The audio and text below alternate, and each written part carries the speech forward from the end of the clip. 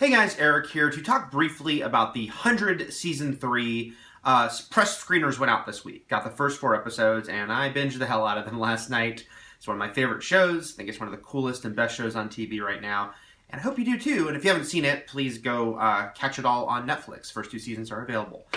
So I'm not going to get into spoilers here, so sorry if you're trying to find out what's exactly going to happen next for Clark or Bellamy or Raven or any of these characters. Not going to say that. But I will say in a broad sense, look, these are awesome episodes. I think the show continues to evolve, continues to change in really cool ways.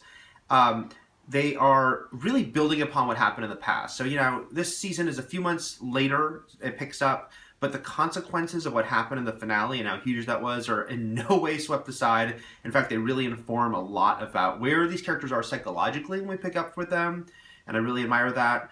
And we're really going to sort of learn more about this society here, the Grounders especially. Yeah, season 2 did to some extent, but we're going to travel to some new locations that are really fascinating and really kind of learn the hierarchy, how this group, different groups really function and what that all means. There's a lot of new characters introduced too on all sides that add a lot to the storyline. What really impressed me watching these episodes though is sort of the world building going on in general.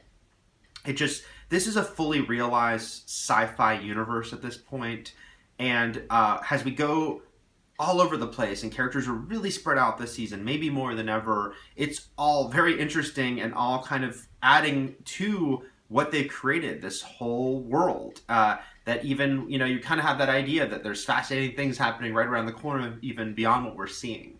And I think that's really impressive. If you've seen any of the promos, you've seen even some of the imagery, where there is now a vehicle, a car of sorts for the first time on the show, and it's next to a horse, and there's cool things like that. It's kind of this sort of almost Mad Max, or maybe even better comparison is Doomsday, the Neil Marshall sci-fi movie that kind of is this great mashup of elements from the past and present and future all colliding together.